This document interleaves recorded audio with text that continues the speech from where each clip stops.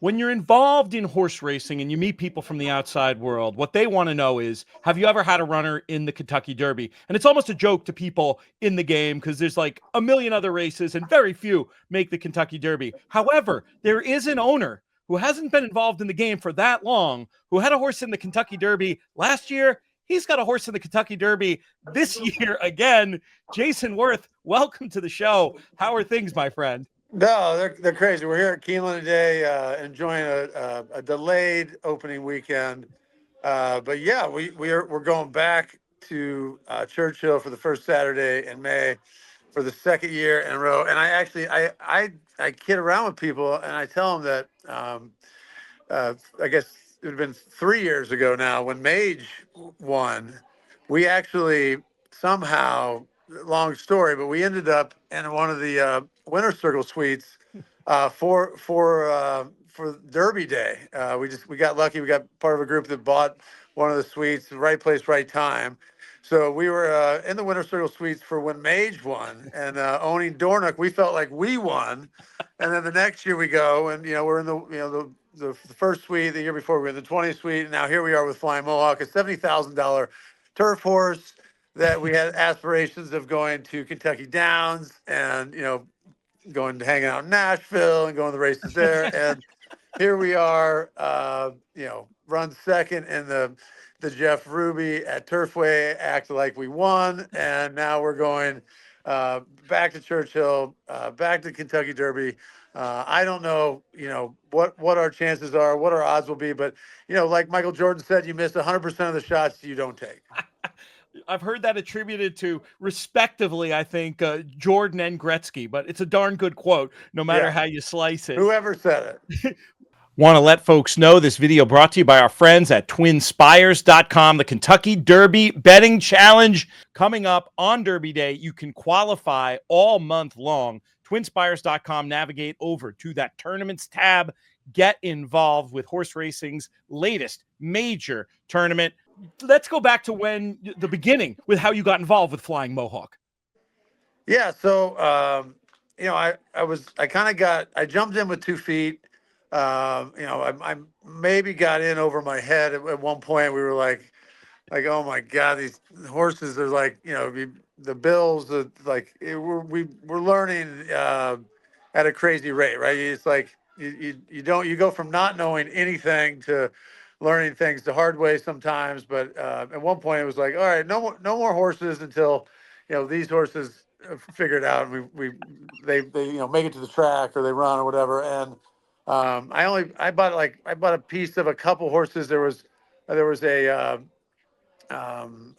horse from we went to the Ireland sale at Goff's and we picked up a piece. He's actually running at Gulfstream on Thursday, Insubordination, and we got in on this Karakontie, Flying Mohawk, and I own half of both of those horses, and that's really the only 3-year-olds that I bought where I bought them from the sales. I picked up a couple pieces of legs here and legs there with some people, but as far as I was concerned, those were the only 2 horses that I bought. I offered legs to a couple of buddies, Jeff Barry, Sean Coletta, who both of them have never been in horse racing, and here we are. We're going Flying Mohawk.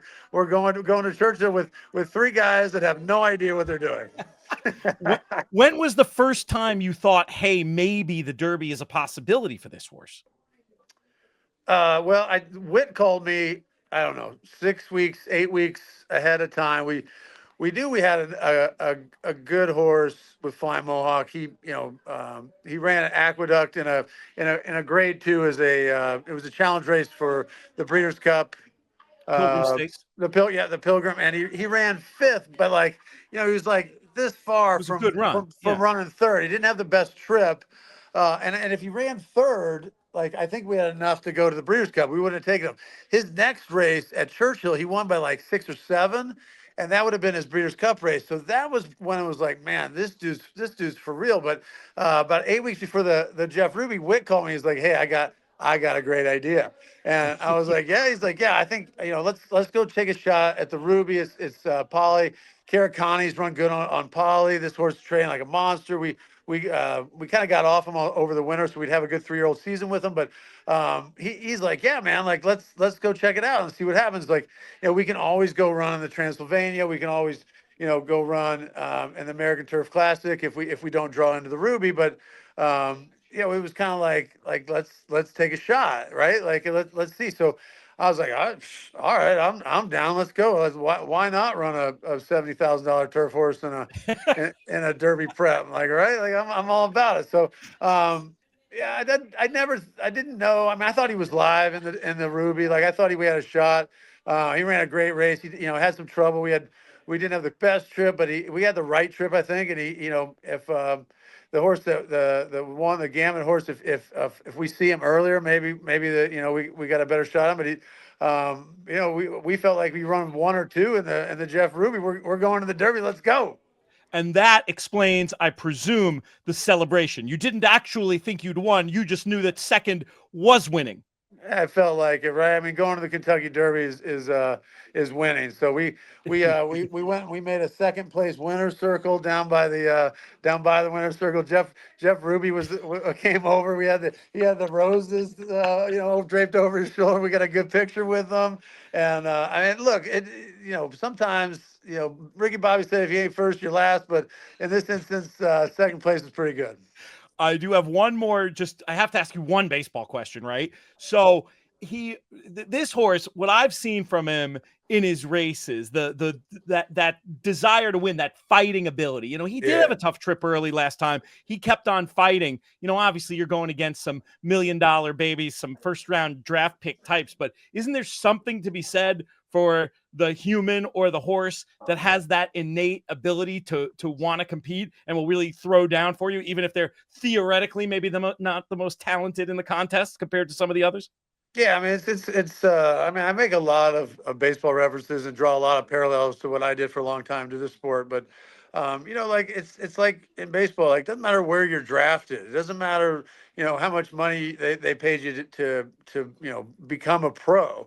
Once you're on the track, once you're on the field, it's all things are equal. So it's like, it doesn't matter how you get there. It doesn't matter how you started, but like once you get in the race, once you get on the field, once you get in the game, like, everyone's competing for the same amount. So it doesn't matter if you're first rounder, a 50th rounder, it doesn't matter if you're $70,000 turf horse, doesn't matter if you're, $1 million Bob Baffert horse. Like once those gates open, all bets are off and anything can happen. The pedigree does not matter once the race or the at bat begins. Before I let you get out of here, I do also need you to plug your podcast, which I've been enjoying, Off the Rail, an Icon Racing production. You and another ball player I have a lot of fond memories of watching, Sean Kelly, putting this one together, combining all manner of things. What got you into doing the show, and what's it all about, and where can people find it? Yeah, so Off the Rail podcast, YouTube, Spotify. I think we even started a TikTok account, which I never thought I would say, but our socials are Icon Racing, LFG, and then Off the Rail. I think on TikTok. But look, you know what it is? We started this syndicate, Icon Racing, to bring new owners into the game. My journey into the sport was, you get in and then you have no idea what the hell's going on.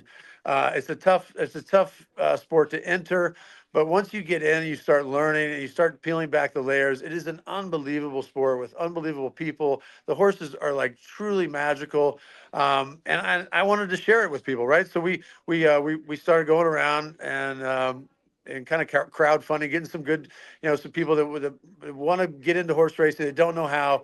So, my syndicate Icon Racing is a partnership. We have our first vintage. We called it Affirmed after obviously Affirmed, but we're into our second vintage of our raise. We're calling this one Big Brown after Dornick's, Dam Sire, and also unbelievable horse. But I think this is something we could do year in, year out. We raised $3 million.